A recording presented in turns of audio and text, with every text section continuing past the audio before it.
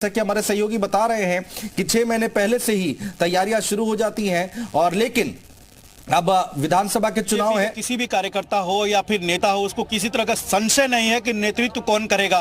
प्रधानमंत्री नरेंद्र मोदी ही 2024 में नेतृत्व करेंगे, ये अमित शाह ने आज घोषणा भी कर दी। एक तरह से देखा जाए तो नेतृत्व का न पहले कोई संकट था न कोई सवाल था, लेकिन अपनी पार्टी की तरफ से अपने कार्यकर्ताओं को एक संदेश देने के लिए और विपक्षी एकता या विपक्ष के नेताओं को भी संदेश देने के लिए गृह मंत्री अमित शाह का जो आज का प्रेस कॉन्फ्रेंस था, थोड़ी देर पहले दो महत्वपूर्ण बातें रही, जैसा कि बिल्कुल जेपी नड्डा कार्यकाल बढ़ाना और 2024 का नेतृत्व प्रधानमंत्री नरेंद्र मोदी के हाथों में रहेगा, वही देश का कमान संभालेंगे, बीजेपी जीतेगी, प्रधानमंत्री देश के बनेंगे पीएम नरेंद्र मोदी ही। तो एक तरह से ये एक बड़ा फैसला भी है, बड़ी घोषणा भी है पार्टी की तरफ से, जो खुद गृह मंत्री अमित शाह ने किया है। और अब विपक्ष के पाले में गेंद डाल दिया गया कि उनका नेता कौन होगा, उनका नेतृत्व कौन करेगा। और कहीं ना कहीं जब ये चुनाव होंगे, चाहे विधान बिजनेस लोन के लिए बैंक गए तो बिजनेस प्लान दिखाइए करके पूछते हैं। बिजनेस प्लान कैसे करना है, इसे प्रैक्टिकली सीखना है तो फ्रीडम ऐप को अभी डाउनलोड करें। विधानसभा चुनाव हो या फिर लोकसभा चुनाव जब होंगे तो वहां पर बीजेपी के बड़े बड़े नेता हो या छोटे कार्यकर्ता सब यही कहेंगे कि हमारा नेता तो पीएम मोदी हैं, लेकिन विपक्ष का कौन होगा? क्या नीतीश कुमार करेंगे, क्या ममता बनर्जी करेंगी, या फिर अरविंद केजरीवाल करेंगे? तो कहीं ना कहीं विपक्ष या राहुल गांधी करेंगे। तो विपक्ष के नेतृत्व पर सवाल, लेकिन हमारे पास नेता पहले जो था 2014 में, वही 2024 में भी रहेगा। स्पष्ट संकेत, स्पष्ट संदेश और विपक्ष को एक चुनौती भी।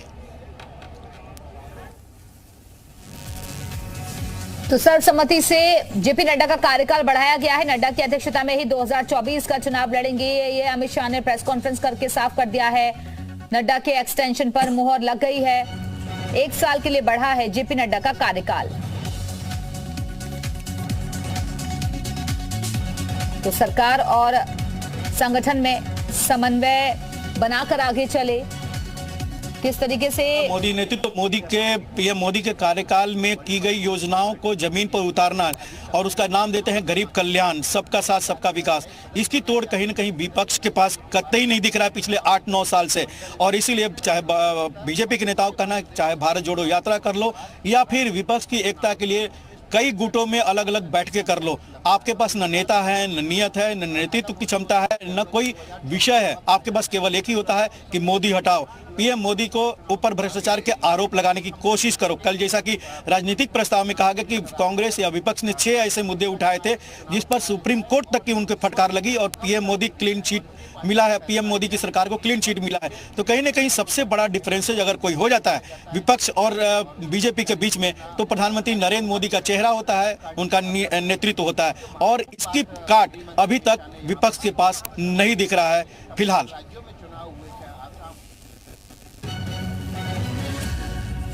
तो अब आगे के लिए रणनीति बीजेपी बनाने में जुट गई है और नजर 2024 पर है कि कैसे दोबारा से वापसी की जाए। 8.5 साल का वक्त मोदी सरकार को हो चुका है, लेकिन 2024 में चुनाव होने वाले हैं। उसमें पार्टी के लिए नॉर्थ ईस्ट में चाहे त्रिपुरा हो या फिर कर्नाटक हो या फिर मध्य प्रदेश में सरकार बचाना हो या फिर राजस्थान और छत्तीसगढ़ में सरकार बनाने की प्रक्रिया या कोशिश करनी हो, ये ऐसे मुद्दे हैं जिस पर ये कार्यकारिणी की बैठक में अहम फैसले लिए गए हैं या फिर एक संकेत दिया गया है, संदेश दिया जाएगा कार्यकर्ताओं को और नेताओं को भी।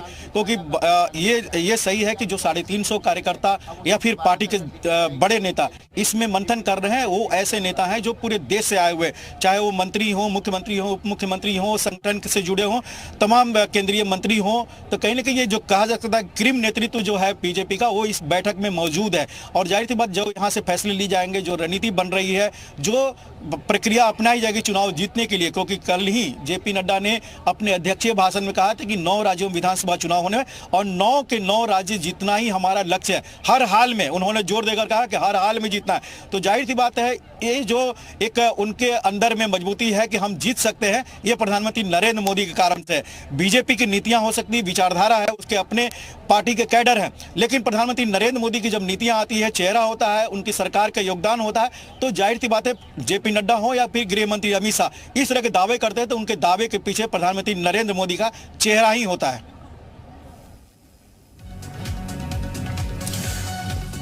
तो हमारे सहयोगी बताते हुए कि आखिर क्या कुछ रणनीति है भारतीय जनता पार्टी की, और लगातार दूसरी बार अध्यक्ष बनने वाले जेपी नड्डा तीसरे नेता हैं भारतीय जनता पार्टी के। इससे पहले की अगर हम बात करते हैं तो लाल कृष्ण आडवाणी और अमित शाह लगातार 2 बार पार्टी के अध्यक्ष रह चुके हैं और अब जेपी नड्डा तीसरे नेता जिनको लगातार खुला था 2008 में जब वीएस येदियुरप्पा के नेतृत्व में वहां सरकार बनी थी बीजेपी की। जाहिर सी बात है उसके बाद किसी भी राज्य में बीजेपी सरकार बनाने की स्थिति में नहीं रही, चाहे केरल हो, तमिलनाडु हो, आंध्र हो या फिर तेलंगाना हो। लेकिन तेलंगाना के निर्माण में ये बात जग जाहिर है कि टीआरएस की जितनी भूमिका थी उतनी ही भूमिका संसद में अगर देखा जाए तो बीजेपी की रही है उस आंध्र प्रदेश के विभाजन में या फिर अलग तेलंगाना राज्य बनाने में। इसलिए बीजेपी का दावा रहा है कि अगर टीआरएस को कोई चुनौती दे सकता है तो वो बीजेपी दे सकती है। और कल ही प्रधानमंत्री नरेंद्र मोदी ने वहां के अध्यक्ष जो संजय बांडी है, जिस तरह से वहां पर वो यात्रा कर रहे हैं, उनके साथ कार्यकर्ताओं का हुजूम है बीजेपी नेताओं के अनुसार, तो उनको और मजबूती देने के लिए पूरी पार्टी उनके साथ खड़ा होना चाहिए। ये प्रधानमंत्री नरेंद्र मोदी का कल ही निर्देश जारी हो चुका है अपने कार्यकर्ताओं के लिए, नेताओं के लिए।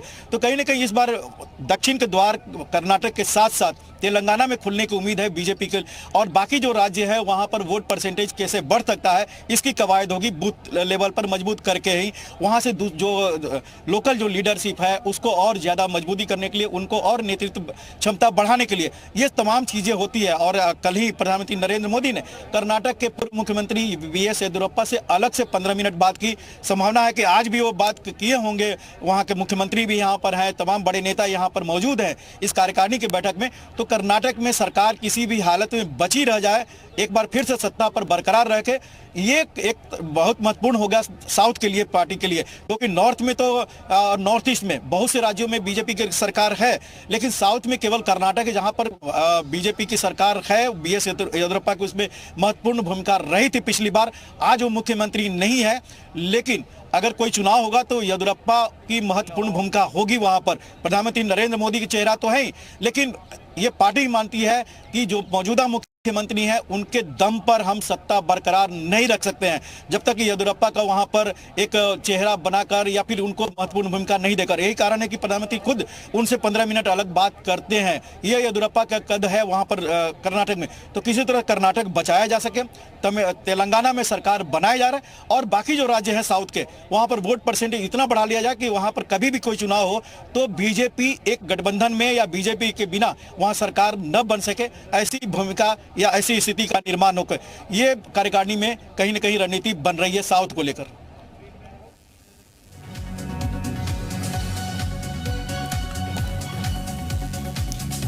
तो 1 साल के लिए बढ़ा है जेपी नड्डा का कार्यकाल, सर्वसम्मति से ये कार्यकाल बढ़ाया गया है। और खास तौर पर जो राज्य जहां पर बीजेपी की सरकार है उसको बरकरार रखा जाए। 2024 पर भी नजर है। बात हो रही है तो ये प्रधानमंत्री के जहां तक संभावना है कि प्रधानमंत्री का उद्बोधन शुरू हो गया होगा, क्योंकि लंच के बाद जेपी नड्डा के बारे में प्रस्ताव पारित हुआ। उसके बाद एक संगठन से संबंधित रिपोर्ट रखी जाती है, और जो अध्यक्ष है चाहे हर कार्यकारिणी में जेपी नड्डा अब समापन अपना भाषण रखेंगे, वो बहुत छोटा सा होता है। कहीं ना कहीं जो कार्यकारिणी का लेखा जोखा रखा जाता है, उसके बाद प्रधानमंत्री का उद्बोधन होता है या पार्टी के जो नेता होते हैं, चाहे अटल अडवाणी एरा में अटल जी का होता था, अडवाणी जी का, अब प्रधानमंत्री नरेंद्र मोदी का। तो 4:30 बजे का समय हो चुका है लगभग, तो प्रधानमंत्री का उद्बोधन शुरू हो गया है। जाहिर सी बात है जीत का मंत्र रखेंगे, क्योंकि प्रधानमंत्री लगातार हर बार अपने कार्य जब भी इस तरह के नेताओं को संबोधित करते हैं तो यही कहते हैं कि कार्यकर्ताओं का सम्मान करना चाहिए। और जाहिर सी बात है जब कार्यकर्ताओं का सम्मान होता है तो गुजरात के नतीजे आते हैं, जब कार्यकर्ताओं को दूर किया जाता है तो दिल्ली का एमसीडी का नतीजा आता है, या फिर हिमाचल में जीत छूट जाती है। तो कहीं ना कहीं प्रधानमंत्री जीत का मूल मंत्र यही रहता है कि कार्यकर्ताओं को सम्मान दीजिए, बूथ लेवल मजबूत करिए, और जो सरकार की योजना है उसको जनता तक कैसे बेहतर ढंग से पहुंचा सकते हैं उसको पहुंचाने की कोशिश करना चाहिए। सरकार और संगठन के बीच में बेहतर तालमेल हो। तो प्रधानमंत्री का ये कहीं ना कहीं हर बार का ये रुख रखता है, और इस कार्यकारिणी में भी ये मूल मंत्र जो प्रधानमंत्री ने 2014 से दे रहे हैं अपने नेताओं को, कार्यकर्ताओं को, इस बार भी ये मूल मंत्र जरूर देंगे, जिसके इर्द गिर्द ही जीत का एक प्रक्रिया शुरू होती है या जीत का खाका तैयार होता है।